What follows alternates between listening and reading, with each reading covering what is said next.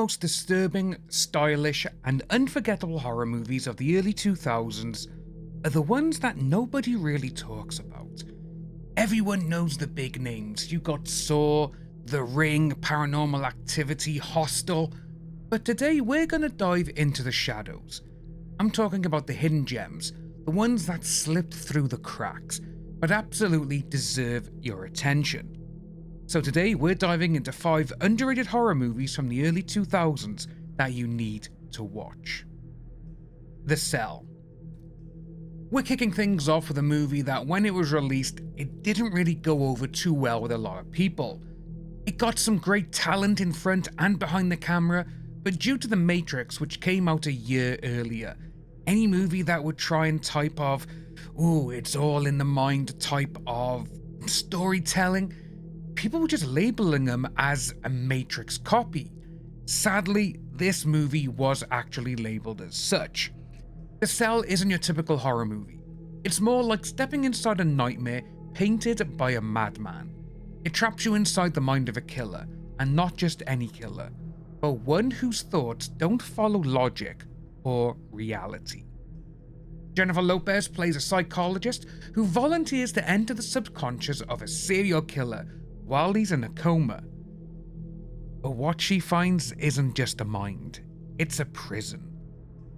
A twisted, shifting world of pain, trauma, and control, where the killer is God, and every victim is still suffering over and over again. The visuals are beautiful, but in the worst possible way.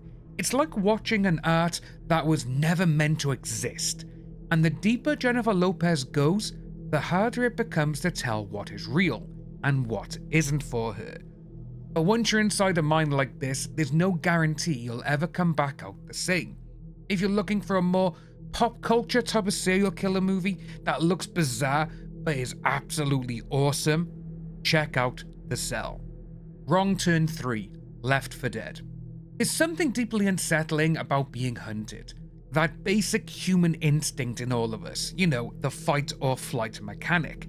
And I think that's why a lot of the horror movies where we see people being chased hit so hard with so many of us. We all start thinking about, how would we run here? How would we outsmart the killer? I could survive this.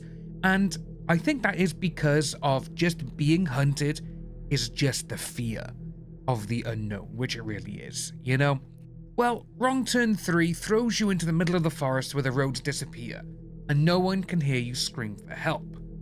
The first 2 entries of Wrong Turn were solid horror movies, with some great kills and, more so in the first, a really good cast. Seeing how well these 2 did, it made a nice chunk of change as well for the studio, so they did actually decide a 3rd entry was needed. Now, I don't know how many stories could be made to feel fresh, especially when you're in a franchise that is 3 films deep. But Wrong Turn 3 did something that a lot of people were caught off guard by, and that was having a group of prisoners who are an ex-marine, a serial killer, and a crime boss, amongst others, being transported through the forest when suddenly they find themselves free and off the bus. But this is the Wrong Turn franchise, guys, where we know that freedom doesn't come so cheap, and Three Finger is there with his trusty barbed wire. This is when the stalking begins. The prisoners, they just want to escape. The cannibal family don't rush in for the kill either, which is great. They don't panic. They know these woods better than anyone, and they know exactly how to make people suffer. What makes this film hit harder than most similar ones at the time as well is the desperation of the prisoners, because these aren't heroes. They're criminals. They're guards. People who are already on the edge. And one by one, they're picked off in ways that feel raw, brutal, and uncomfortably real. Which the Wrong Turn franchise has always been great at doing, we have to say that. But out there, in the silence of the forest, you don't hear help coming. You hear the cannibal family coming for you. The Collector. Now imagine you're a career cat burglar, you're good at what you do, but the house that you're breaking into has already been broken into. And they're still there. But now imagine that every door, every windowsill, Every inch of this house has been turned into one giant death trap. That's The Collector in a nutshell. This movie is an anxiety fever dream. A man plans a simple robbery to get some quick cash, but walks straight into something far beyond what he expected. Now, when I actually first heard that this movie was being made, and by the writers of the recent entries of the Saw franchise at the time, I was excited. Then we heard that this was supposed to be originally a Saw prequel, which it wouldn't have worked. We all know this. But getting back to the booby-trapped house, we have hooks, wires, and all kinds of hidden mechanisms waiting to snap at the slightest mistake and kill you in a gloriously bloody way. And the worst part for the audience? You never feel safe. Not for a second of this movie, but that's what I love about it. A lot of horror movies in this time, they were just about how could they make it more violent. I mean, we were living in an era where they coined the term torture porn.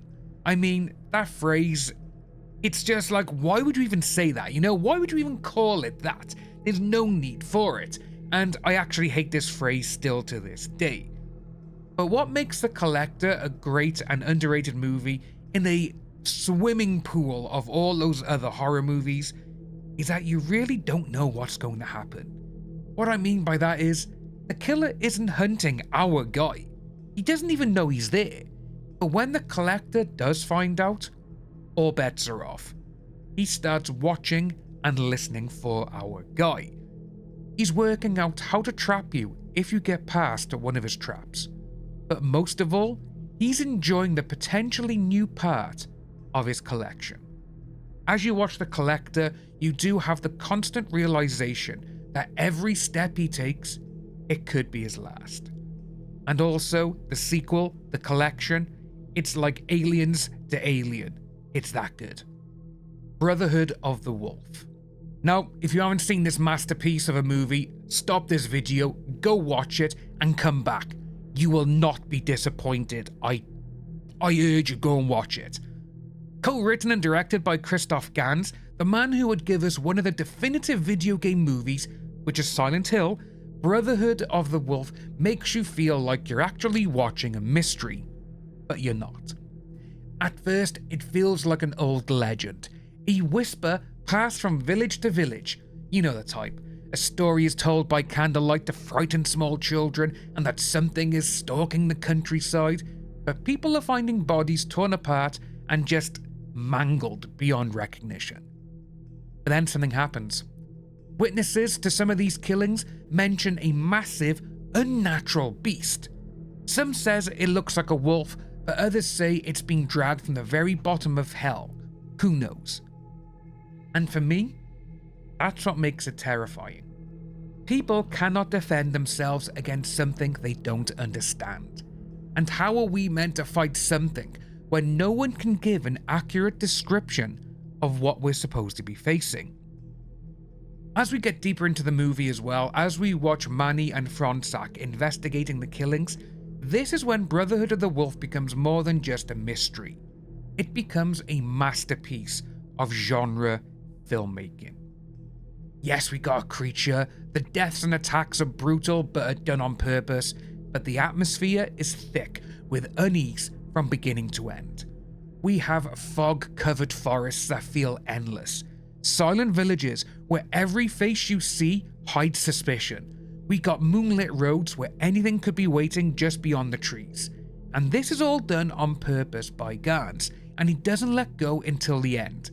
And when the truth is finally revealed, the horror shifts from this to oh my god. Because you start to question, was it supernatural? No. It's not a demon. It's not a curse. It's human cruelty. And sometimes that's far more frightening than any monster could ever be. Trick or treat. Halloween is supposed to be fun. You know, there's tons of candy, cool costumes, monsters, and fear of becoming part of the fun. But trick or treat reminds you that some traditions exist for a reason. What happens if you don't follow the rules? Trick or Treat is a delight of a movie.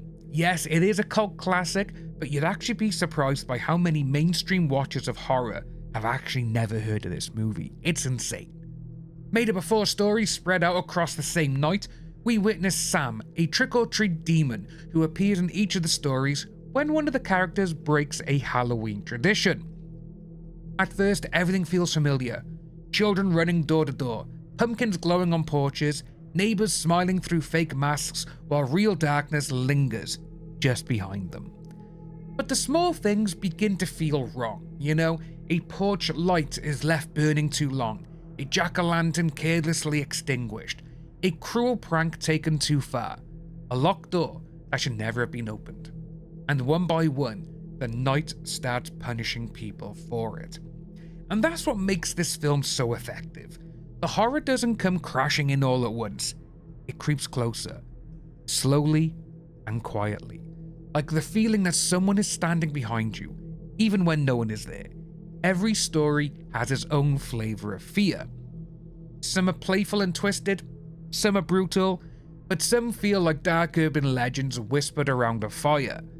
And as each tale unfolds, you start to realize there are rules to this night. Rules people laugh at, rules that people ignore, rules they only remember when it's already too late. Then there's Sam. Small, silent, patient. With his stitched burlap mask and childlike appearance, he looks harmless, but somehow, he feels more unsettling than any towering monster or screaming killer. He's not random evil, he's the consequence. Once the stories all collide, the message becomes clear. Halloween isn't just about costumes and candy, which a lot of people think it is. It's a night when the barrier between fun and fear becomes dangerously thin. A night where all traditions still matter. If you disrespect them, something will be waiting for you. So those were 5 horror movies from the early 2000s that I think never really got the attention that they truly deserved. Not because they weren't good, but because they were too strange, too intense, or maybe just too disturbing, but there are always more. So tell me, what's a horror movie that stuck with you that you don't really hear people talk about? And if you made it this far, you clearly enjoy the darker side of horror, so stick around, because next time, we go even deeper. As always, my name is Dan. Like and subscribe, sleep well, and I'll see you in the next one.